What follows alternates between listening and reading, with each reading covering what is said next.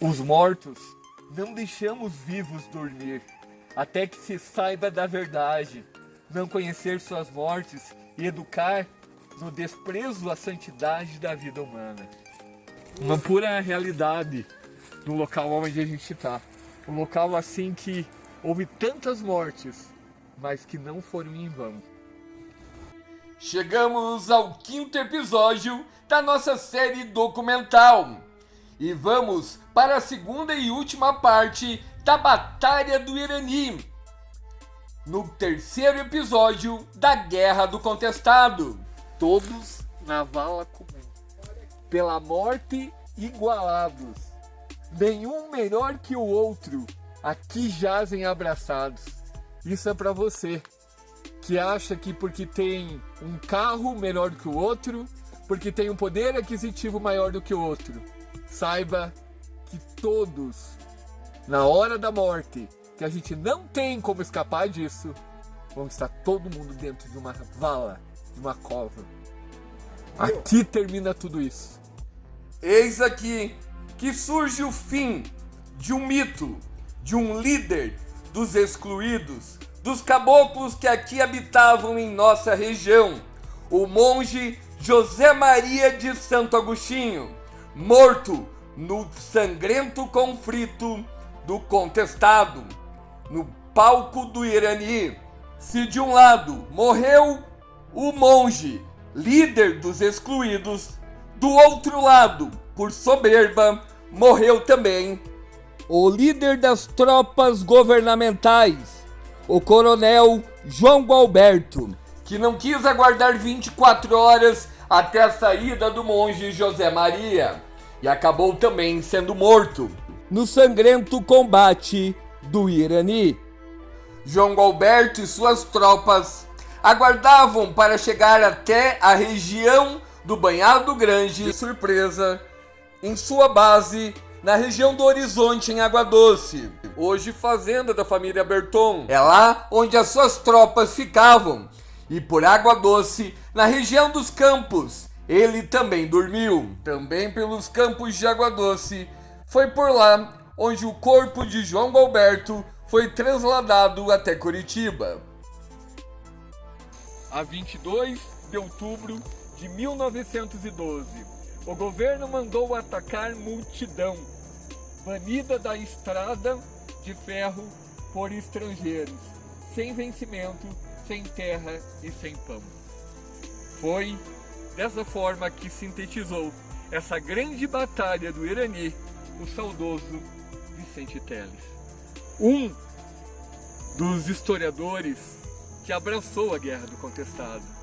E fique aqui a nossa homenagem a ele também. Zé Maria queria o bem, quem tem morre, quem não tem morre também. Zé Maria queria o bem, quem tem morre, quem não tem morre também. Quem tem morre, quem não tem morre também. Todos ficam iguais. Quem tem morre, quem não tem morre também. Disse mais! Todos ficam iguais.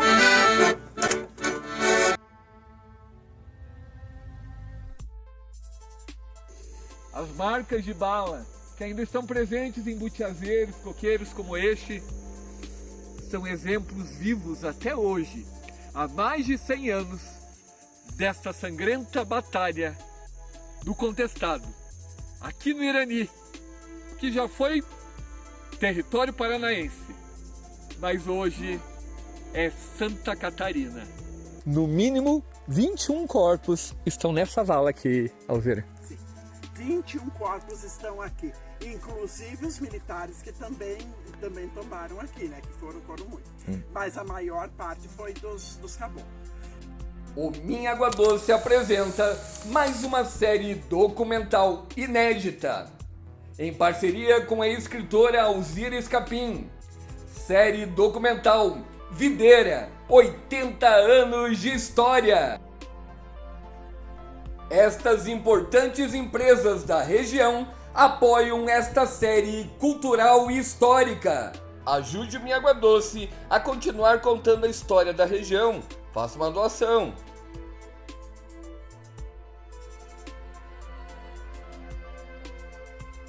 estamos chegando nas covas. Estamos chegando na vala dos 21, onde estão sepultados os caboclos, né? Obviamente que alguns soldados também estão sepultados aqui. Mas como o caboclo não tinha valor, né? Para a classe dominante na época não tinha valor, então foram enterrados numa vala comum, incorporados ao solo, do qual eles tanto defendiam. Aqui nessa região onde a gente está passando, Alzira, tinha casas, era tipo um vilarejo, né?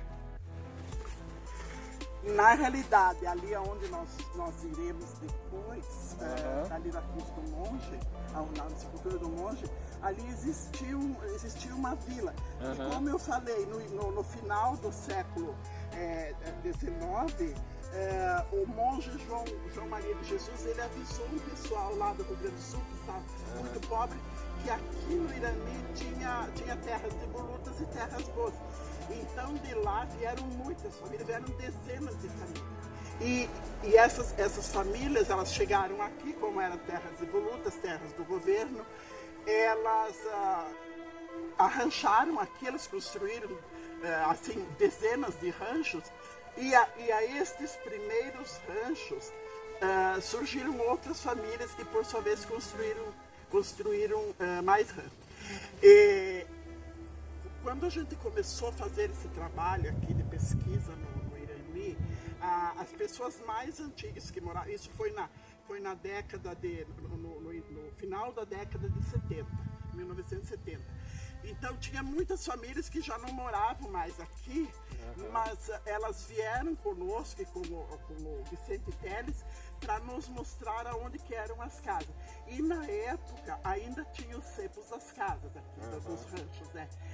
Como tinham também, hoje eu acho que já não existe mais, o sinal das marcas de balas nos troncos dos pés de butiá.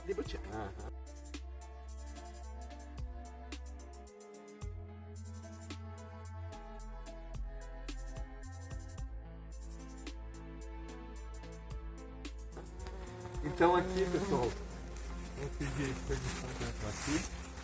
Vala dos 21. Alzira, nos guie.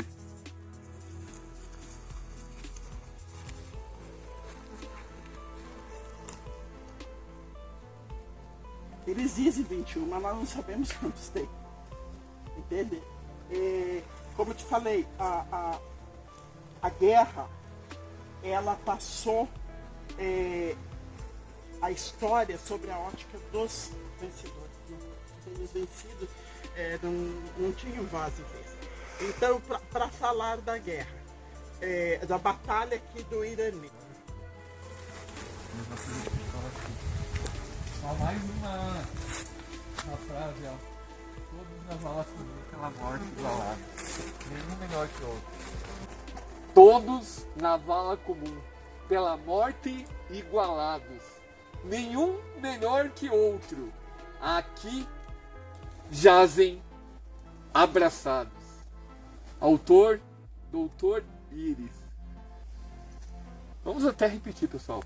Todos na vala comum, pela morte igualados. Nenhum melhor que o outro. Aqui jazem abraçados. Isso é para você que acha que porque tem um carro melhor do que o outro, porque tem um poder aquisitivo maior do que o outro, saiba que todos, na hora da morte, que a gente não tem como escapar disso, vão estar todo mundo dentro de uma vala, de uma cova. Aqui termina tudo isso. Independente se você foi dentro de um caixão dourado, um caixão de luxo, não importa. Todos vão virar a mesma coisa. Do pó viemos, ao pó voltaremos. Olha aqui. Continuamos aqui a nossa saga. Estamos andando aqui, né? Estamos indo da vala dos 21 e indo agora até onde está sepultado o monge José Maria de Santo Agostinho. Exatamente. A Alzira já está cansada, mas vale a pena todo esse trajeto, pessoal. Vocês que não conhecem aqui o local da grande batalha do Irani, vem até cá. Vem pra cá. Vem sentir a energia que a gente está sentindo aqui. Ai, ai.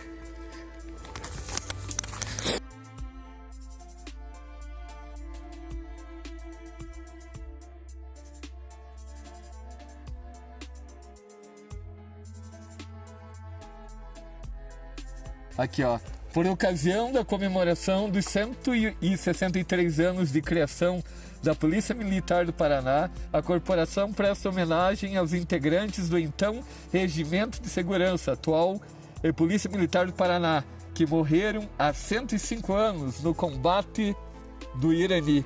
Isso aqui foi em 22 de outubro de 2017. Daí aqui tá, mortos em combate eternizados na Vala dos 21.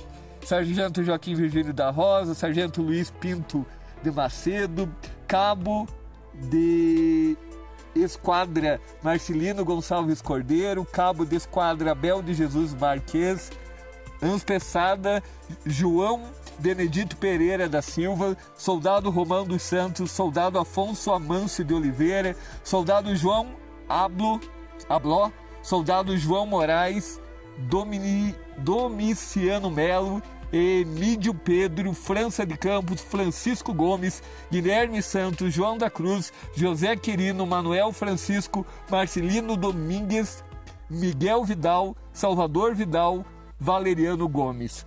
Que estão nominados os caboclos que pereceram nessa batalha e também os soldados, os militares que pereceram na aludida batalha. E devemos lembrar que esses soldados, eles estavam sob o comando do coronel João Galberto Gomes de Sá Filho, que era o comandante do Regimento de Segurança do Paraná, que saiu de Curitiba com 400 soldados, mas lutou no Irani com um pouco mais de 60 soldados. Aqui então nós temos 21 nomes, né? Os 21 nomes que eu falei, Alzira. 21 nomes. E por isso do Vala, da Vala dos 21. Só que nós podemos estar até pisando nesse momento diante de vários corpos que não estão aqui. Exatamente. Assim, fim da batalha, morreu o monge e morreu o comandante. Você pense a debandada que foi. E quantas horas se passaram até que eles voltaram para buscar essas pessoas. Entende? O que aconteceu nesse? Será que estavam todos ali? Será que eles procuraram nos matos outras pessoas que tenham falecido? E detalhe, a gente viu no primeiro episódio da Guerra do Contestado de que eles podiam, o monge pediu um dia, né? Para sair daqui, mas não deram. Não deram. E como é o destino? O comandante que não aceitou isso acabou morrendo junto. Morreu junto. Ele pediu, como ele pediu lá no Taquaraçu, ele pediu aqui. Ele pediu 24 horas para deixar o Paraná, porque ele não queria absolutamente em nada prejudicar o Paraná. Ele simplesmente veio para o Irani, porque a polícia de Santa Catarina e os coronéis de Santa Catarina, eles perseguiram, eles mandaram ele para cá. Tanto que nem eu falei, eles vieram fugidos. Eles não vieram armados. Eles não representavam perigo. Não precisava o Paraná ter mandado um regimento de segurança e se precipitar também no combate. Porque houve morte, porque houve precipitação. Não houve um acerto, embora tenha se procurado a negociação. A intermediação foi feita por Domingos Soares, que era o coronel mandante, o político mandante da região de Palmas. Isso aqui era administrado por Palmas e fazia divisa com a Argentina. Que aqui nesse território a gente está às margens da BR-153, aqui no Irani. Irani pertencia ao Paraná. Toda essa região que vai até onde a gente vai visitar ainda hoje também, nos campos de água doce, era tudo pertencente ao Paraná naquela época, né? Na verdade, o Rio do Peixe era considerado divisa. Então, o que acontecia? Quando um grupo do Paraná aprontava alguma coisa muito perigosa aqui, atravessava o Rio do Peixe, estava em terras catarinenses. Quando alguém um grupo aprontava alguma coisa que a polícia ia ao encalço deles, atravessavam o Rio do Peixe e vinham para o Paraná. Então, assim, quando a gente pergunta assim, o que o Zeca Vacariano estava fazendo nas proximidades do Rio do Peixe e não lá em cima? Será que ele não era um espião do Paraná ou de Santa Catarina? Porque o Zeca Vacariano, ele era conhecido no Rio Grande do Sul como ele era conhecido no Paraná. Ele era um caudilho muito conhecido. Então, por que o José Antônio de Oliveira estava estabelecido ali, no local onde surgiu depois de guerra? Era um ponto estratégico, porque ali existia um val aonde passavam as tropas de gado, de porco, de mulas e burros que desciam dos campos de Guarapuava e Palmas e passavam justamente ali naquele val que hoje fica entre a ponte Aderbal Ramos da Silva e o frigorífico da Perdigão. Ali existia um val. E a gente tem que lembrar que na época não existia ponte. Era tão precário, Júlio César, o entendimento, o conhecimento dos caboclos, da população sertaneja, que quando eles viam um soldado escovando os dentes, eles se afastavam, porque eles achavam que era uma doença muito grave aquele soldado estar espumando pela boca. Então eles se afastavam, eles corriam, e isso foi depoimento que eu colhi de antigos combatentes, porque na minha casa, o meu pai contratava pessoas que eram ex-combatentes da Guerra do Contestado e que moravam na localidade de Imbuial e São Valentim, entende? Então eles contavam muita coisa. Também teve um senhor que era ali da região de Cambuim. Ele foi lugar-tenente do último líder do Adeodato. Ele foi lugar-tenente. Então você imagine quantas coisas essa pessoa tinha a contar. Mas ninguém se interessava. A vala dos 21, há um século que dói. Quem morreu como bandido, ressuscita como herói. Do autor, o saudoso Vicente Teles. Estamos aqui na vala dos 21. Quando o monge chegou aqui, quando José Maria chegou aqui com o seu grupo, ele foi considerado um invasor das terras do Paraná e uma ameaça de Santa Catarina à soberania paranaense nas terras contestadas. Então, eles não queriam o monge aqui, tentaram de todas as maneiras fazer com que o monge saísse daqui. E o monge disse, não, mas aqui é gente minha, é minha conhecida, eu não represento perigo e eu não quero sair. E contra o monge e o seu grupo foi enviado então o Regimento de Segurança do Paraná, comandado pelo João Alberto Gomes de Sá Filho, com 400 soldados, dos quais apenas 60 vieram aqui para o Irani. Se iniciou então, a partir do momento da saída do contingente militar de Curitiba, se iniciou uma negociação para tirar o monge do local e fazê-lo retornar a Santa Catarina. Essa negociação, como eu afirmei anteriormente, ela foi comandada pelo Domingos Soares, um dos coronéis mais fortes da região, que intermediou essa negociação. Só que o monge, ele ficou escondido, ele fazia a parte das orações dele, ele ajudava as pessoas. O que acontecia lá em Taquarussu aconteceu aqui. Muitas pessoas procurando por causa da sua né, do seu conhecimento de medicina, de rezas, uma série de coisas. Então, o que aconteceu? Fez um outro ajuntamento.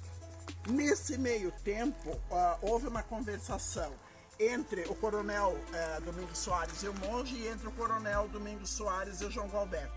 Só que o João Galberto, quando saiu de Curitiba, ele já trouxe cordas que ele queria amarrar os invasores, os bandidos, os criminosos, e levá-los amarrados a Curitiba para fazê-los desfilar amarrados nas ruas da capital paranaense. Não esperando ali o tempo pedido pelo monge, o monge vendo que ele seria vencido e que, se vivo, ele seria levado, amarrado com os seus seguidores a desfilar em Curitiba, ele pediu 24 horas para sair daqui.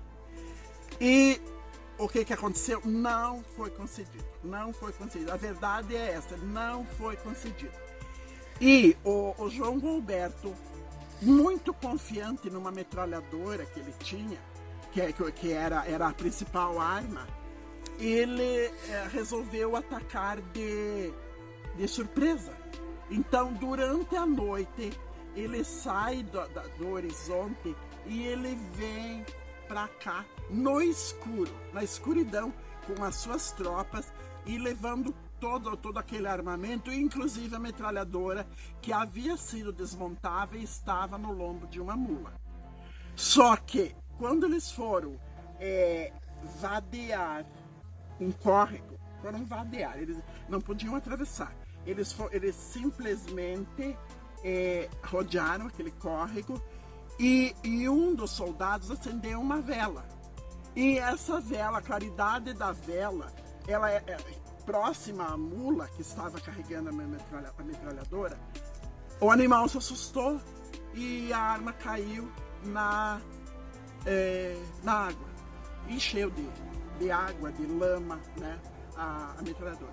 E aquilo, pro João Galberto, já foi um mau agouro, foi um sinal que as coisas não iriam sair bem, como de fato não saíram. Então eles montaram a metralhadora e já começaram a cercar o acampamento. Só que eles não imaginavam que o monge dispunha de um grupo de 200 caboclos no lado dele. Esses caboclos, eles pertenciam às forças particulares de ex-combatentes farroupilhas e maragatos do Rio Grande do Sul que estavam escondidos aqui. Então, o que aconteceu? Quando a tropa ela atacou, esse grupo de 200 soldados, eles não atiraram, eles combatiam com espadas de pau, com facões e espadas de pau, e algum outro tiro, mas eles evitaram ao máximo atirar. Então, o que aconteceu? Quando eles posicionaram a metralhadora para atirar, que seria a saída deles, a metralhadora só disparou 4 cartuchos. Porque, como a lona ela tinha inflado, ela não passou. Então eles perderam a metralhadora. E ao redor da metralhadora se deu todo o combate. O monge faleceu primeiro. E depois tombou. O João Galberto, ele procurou para fugir, porque daí quando os soldados, as forças legais, viram o perigo em que se encontrava, elas debandaram. O João Galberto não conseguiu montar no cavalo, porque um outro soldado pegou antes, naquele pavor deles perdendo a batalha. O soldado pegou antes o cavalo e o coronel permaneceu ali, e ele foi assassinado pelos caboclos. João Galberto está sepultado em Curitiba, porque daí eles vieram, no dia seguinte eles carregaram os restos mortais do João Galberto, levaram até Palmas. De Palmas ele teve todas as honras militares. como um militar. E quando tu fala de Horizonte, que eles eram do Horizonte, é a região dos Campos, de Água Doce, de Palmas? É lá do Horizonte pra cá no Irani. Exatamente, do Horizonte ali nos campos de Água Doce. De Água Doce, isso. Aham. Exatamente. Para vocês terem uma ideia, até hoje, o maior enterro de Curitiba foi o do João Lourenço. Porque houve uma comoção nacional, né? Imaginem, os caboclos que eles consideravam os bandidos, os marginais, ceifar a vida de um comandante. Então ele foi levado para Curitiba, mas no mínimo 21 corpos estão nessa vala aqui, Alzira. Sim, 21 corpos estão aqui, inclusive os militares que também tombaram aqui, né? Que foram muitos. Mas a maior parte foi dos caboclos. Aí os remanescentes, né, que tinham vindo, voltaram por sertões de Santa Catarina e permaneceram escondidos aos arredores de Taquarussu até o ressurgimento do reduto. E daí os caboclos consideraram maldita essa margem aqui do Rio do Peixe. Não se deu nem mais uma batalha nessa margem do Rio do Peixe, porque eles atravessavam o Rio do Peixe. O monge havia tombado aqui.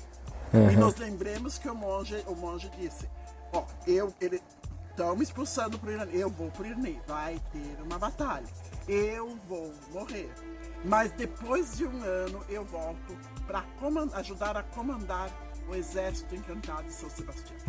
Uma disputa de terras entre Paraná e Santa Catarina, a região contestada, tropas vindas do Paraná, que passaram pelos campos de Água Doce para combater o monge José Maria de Santo Agostinho e sua trupe.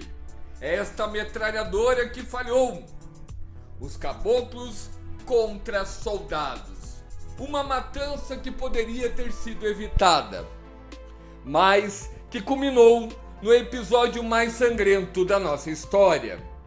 Foi aí, por terras dos Horizontes, na região dos Campos, Hercilópolis, em Água Doce, aonde as tropas aguardaram para atacar o Banhado Grande no Irani.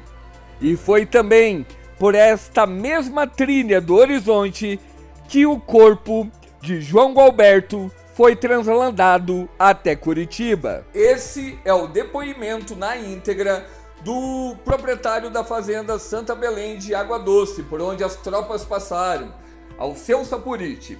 Muitos dados que ele passa não estão na história oficial do contestado, mas deve-se respeitar o depoimento do dono da fazenda, que já mora há 40 anos no local e tem um conhecimento diferente da história. Um capítulo importante da história é a Guerra do Contestado. Agora vou testar. Isso. Esse varou aqui na frente da fazenda o coronel João Alberto com as tropas. Vindo de Palmas. Com cargueiro, uma metralhadinha de arrasto numa mula, com uma carretinha. Passou aqui e foram brigar em Irani. Mas lá em Palmas, um amigo do jagunço lá que estavam brigando lá, fazendo bagunça, viram que estava indo essa tropa para lá, ele montou a cavalo adiantado e saiu de lá, ó. Ele caiu. Eles estavam saindo de Palmas e um cara viu que eles estavam saindo para ir atacar ele lá, fazer aquele ataque lá. Daí um cara montou a cavalo adiante e arrojou uma égua velha lá, parou, se viu aqui, foi bater o Irani avisado. Aí eles vieram esperar na altura da estrada o coronel Alberto das tropas. Aí eles foram daqui para lá, vararam um rio, não sei que rio lá perto de Irani, o riozinho, passaram lá, quando viram, antes de que eles iam chegar lá, porque esses caras que eles iam pegar estavam acampados numa montanha lá perto de Irani, tá? E daí eles iam chegar lá para ver onde é que era, acampar, para ir atacar os caras. E daí, antes de chegar lá, eles fizeram uma espera, ficaram os dois lados da estradinha. Quando eles entraram no mesmo, meteram para mataram o coronel João Alberto. Daí o coronel, daí eles voltaram para trás, em vez de brigar, não puderam mais, se perderam, né? Até o patrão se foi, né? Daí eles voltaram, vieram embora e trouxeram o coronel João Gabel, passou em cima de 2 mulas aqui com um caixãozinho em cima, assim, ó. Eles foram de volta para Palmas, daí foram embora para. Aí passou 1 ano ou 2. O exército mandou outra tropa, só que daí não veio por Palmas, já veio reto por aqui, ó, por cima aqui, pelo horizonte, já foi lá. Mas foi com uma ordem diferente, para não matar ninguém. Daí chegaram lá, onde é que os homens estão lá, aquela montanha, tudo. É cavalo, todos os cavalos estão lá. Aí eles, então, montar um lote de soldado aqui, outro lá, e roda aquela montanha e deixaram quieto. Daí os caras iam sair, por trás da lombra, tá lá, não dá pra sair que tem soldado ali. Ia sair pra cá, não dava, porque tava lá outro acampamento. Ia sair pra lá, não dava, voltava pro acampamento e agora não podemos sair daqui. Foi acabando a boia. Aí eles começaram a matar os cavalos pra comer. Nossa. Daí mataram um pouco de cavalo e daqui a pouco a coisa apertou mesmo, não tinha jeito. Eles cercando, não atacavam. O único jeito era a bandeirinha branca se entregar. Daí terminou a guerra no contestado. A nós aqui nessa vista aqui só para mostrar aonde que mais ou menos as tropas passavam, que caminho que eles faziam aqui. Eles vinham passar, as tropas que passavam daqui da região, ou daqui, passavam o rio ali embaixo, aqui na cachoeira, e subiam para cá. Que fosse para Santa Catarina aqui, que fosse para a União da Vitória, ia lá. E as tropas para ir para Ponta Grossa, naquele tempo, eles tinham uma charqueada em Ponta Grossa, não era frigorífico antigamente, era charqueada. Daí eles iam com tropa de boi, tocado desde daqui até Ponta Grossa. Daí lá... Eles vinham daqui lá onde tem as eólicas, ó. Iam daqui, daqui das fazendas, né? Ia para lá o gado. Aí lá eles matavam. E era só cheio de vara para apoiar o charque em cima, se chamava charqueado o nome. Então vinha um carro carregado e levava para vender nos açougues em Curitiba. Eles levavam e passavam nado lá no Iguaçu, só que não podia levar touro. Porque touro não mora no rio, não passa nadando. O touro não consegue passar andando. Por causa do cogote, ele não pode erguer o nariz, a vaca ergue o nariz e passa nadando, e o boi também. Então aqui nós temos o caminho, aqui o cemitério centenário e o caminho onde as tropas, os tropeiros passavam antigamente. E uma curiosidade, a metralhadora original que falhou no combate do Irani está exposta no Museu da Polícia Militar do Paraná, em Curitiba. Então, para a sepultura do monge José Maria, continuar essa história, que o monge não está aqui na cova, está um pouquinho para lá. O monge foi sepultado num outro local. E a Alzira vai explicar o porquê disso. Continuamos aqui a nossa saga, estamos andando aqui, né? Estamos indo da vala dos 21 e indo agora até onde está sepultado o monge José Maria, de Santo Agostinho. Exatamente. A Alzira já está cansada, mas vale a pena todo esse trajeto, pessoal. Vocês que não conhecem aqui o local da grande batalha do Irani, vem até cá. Vem pra cá. Vem sentir a energia que a gente está sentindo aqui. E para finalizar, o nosso documentário sobre a Batalha do Irani, o local aonde o monge José Maria de Santo Agostinho está enterrado. Um líder espiritual que ajudou os excluídos, mas que foi denigrido pelo Estado brasileiro. Ao monge, cova rasa. Funeral ao coronel. Caboclos e soldados numa vala. Como lixo a granel. Pessoal, olha que forte essa frase do saudoso Vicente Teles. Ao monge, cova rasa.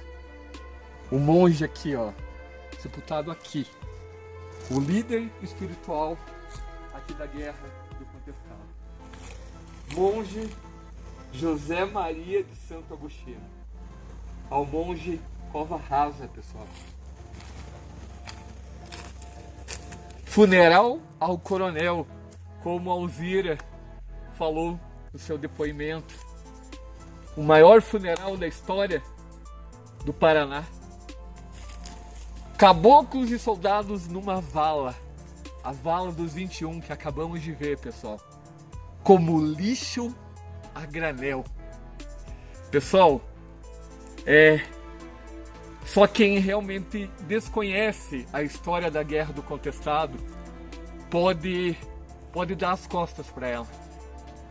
Porque tudo que aconteceu aqui, diante desse templo ao céu aberto que nós estamos aqui no Irani, é só você vir aqui para sentir tudo isso de perto e perceber que a luta desses caboclos, de todo esse pessoal, dos mais humildes da época, não foi em vão. Foi aqui que morreu o líder dos menos favorecidos, o monge José Maria de Santo Agostinho. Mas aqui também morreu a soberba da época, o coronel, que não permaneceu aqui. Foi pego o corpo dele no dia seguinte e levado até Curitiba. Ou seja, o coronel que não quis aguardar 24 horas para que o monge saísse daqui, aqui ficou o corpo dele também. Teve que ser resgatado o corpo, não mais em vida, daqui no dia seguinte.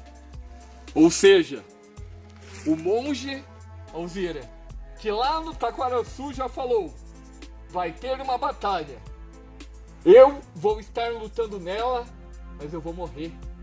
O próprio monge que aqui está sepultado, ele previu a própria morte. Disse que iria ressuscitar após 1 ano. Ninguém sabe se ressuscitou ou não. Mas a batalha continuou. Júlio César, na verdade, se nós pensarmos bem seriamente, ele ressuscitou. Porque a luta continuou. A luta continuou em 1913, 1914, 1915 e terminou em 1916. Então, assim, eles não foram vencedores, mas eles foram perdedores, mas foram perdedores vencedores, porque graças a eles nós sabemos o que aconteceu na época, entende? Nós sabemos o que aconteceu na época. E assim, as pessoas deveriam conhecer a sua história para valorizar, porque a história, ela assim, não faz você cometer injustiças de julgamento, disso, priorizar um povo em detrimento do outro. Então eu acho que graças a isso, graças a essa ressurreição dele, é que nós conhecemos essa história heróica desses combatentes. E que nem eu falei anteriormente, hoje existe mais livros nos Estados Unidos e mais interesse na Europa sobre a Guerra do Contestado do que no Brasil. Porque assim, está se resgatando muito, se valorizando muito os povos originais, né? E aqui, na época, era noticiado, naquela época, um bando de fanáticos. Fanáticos por quê? Fanáticos porque eles tinham que acreditar em algo maior daquela injustiça que eles estavam fazendo. Então, fanático porque eles acreditavam no poder dos monges, no poder de São Sebastião, porque eles tinham que ter algo divino, algo sobrenatural para que desse força a eles, entende? Para eles acreditassem que eles poderiam conseguir alguma coisa. Eles não puderam, porque acontece o seguinte: olha a supremacia de um exército perante um bando de caboclos. Mas pelo menos eles ousaram. E fanáticos, eu não menciono assim, sabe, nem a palavra fanático e nem jagunço. Eu acho que eles foram heróis. Lógico, eles cometeram também as atrocidades deles. Eles não vou dizer que eles sejam santos, só que eles aprenderam com quem fez antes. A chibata sempre funcionou muito. Então eles também tinham que devolver. Veio a chibata, vai assustar. Aqui nós temos o fim da história do monge José Maria de Santo Agostinho. Mas neste local aqui passou outro monge antes dele, que foi o monge João Maria de Jesus, e antes dele o João Maria de Agostinho. Mas assim, quando eles vieram e pegaram o corpo do monge, depois da batalha, no dia seguinte, eles enterraram o monge numa cova aberta. Eles abriram, cercaram toda de madeira a cova e colocaram o corpo do José Maria, mas eles não cobriram, eles deixaram a cova aberta para facilitar a saída dele quando ele ressuscitasse. Porque, como ele havia previsto a vinda dele, a batalha e a morte, eles não podiam esquecer disso. E eles, então, obviamente, acreditaram que ele ia ressuscitar. E, na realidade, um ano depois, ele ressurge nos sonhos e nas visões de uma menina de 11 anos chamada Teodora. Ela falava que ela via o monge e sonhava com ele, lá na Taquarussu. Que essa Teodora, ela era neta do Eusébio Ferreira dos Santos, uma pessoa muito conhecida ali na região do Taquarussu. Então, na realidade, ele ressurgiu porque a batalha continuou, a luta continuou e principalmente está na história, que é pouquíssimo divulgado. Se você vai nas escolas ali, ela cai alguma coisa no Enem, cai alguma coisa de vestibular. Aqui era um rancho, aqui ao redor. Aqui Tudo ao redor aqui era rancho. Ranchos e algumas casas e tábuas lascadas. Para vocês verem que na época de vocês não existiam serrarias. Então eram casas de madeira lascada e tabuinhas também lascadas. Mas a maioria era coberta, era feita de sapê, de troncos, e coberta com butcheiro, Que tem os butieiros ainda aqui, né? com qualquer outro tipo de capim. E daí também com a taquara trançada, né? A trança da taquara, que daí eles faziam o forro, faziam as portas e também nas paredes. Só fazendo um resumo breve, então. No próximo episódio da nossa série documental, continuamos contando a Guerra do Contestado, desta vez em solos de água doce, que já pertenceram também ao Paraná e que fazem divisa com Palmas, nos campos na região do Horizonte e a passagem dos monges pela nossa região. Aguarde os próximos episódios e contribua com a nossa série. Vou até me ajoelhar aqui em homenagem a todos que perderam a vida nessa batalha sangrenta do Contestado, né? Uma guerra esquecida. Esquecida não porque ela não teve importância, mas ela teve uma importância tão grande que o Estado catarinense, infelizmente, deixa a história apodrecer dessa forma aqui. Terminada o alarido da batalha, silenciado o estampido das gaúchas, as mulheres saem dos seus ranchos. Esse era o papel da mulher. E vão em direção àquele local fatídico, se ajoelham, invocam os céus e receberam como resposta o cheiro da pólvora queimada, misturada com o sangue quente que jorrava do peito de seus maridos, odores que somados da até ânsia de vômito. Mesmo assim, elas tiveram a coragem de levantar e contemplar aquele quadro. Lá, a metralhadora engasgada, o corpo do coronel ao laço picado a facão. Não distante, o corpo do monge furado a balas. Do lado, um soldado sem perna e se puxava, mas ali, o outro com o ventre aberto a facão. Acolá, o infeliz sem cabeça e parte do ombro. O cenário deixado pela fúria dos contendores era desolador. Os corpos estendidos sobre a relva, o sangue correndo, uns mortos, outros morrendo, muitos nos seus últimos espasmos. Foi nesse cenário que as mulheres entraram percorrendo aqueles cadáveres para identificar seu ente querido morto. Quando eles o encontravam, emitiam um grito de dor. Um grito agudo, mais alto que o coachado de saco do maior do grande Manhari. Você aí de Água Doce Redondeza quer estar sempre por dentro do que acontece em nossa região? Então não perca tempo e acesse agora mesmo o portal Minha Água Doce em minhaaguadoce.com.br. Aqui, o jornalismo é feito com paixão, dando voz à sua comunidade. Não deixe para depois. Fique informado e conectado com a gente. Com orgulho, há 9 anos com você, no meio oeste catarinense. minhaaguadoce.com.br. Minha Água Doce sempre dando voz à comunidade.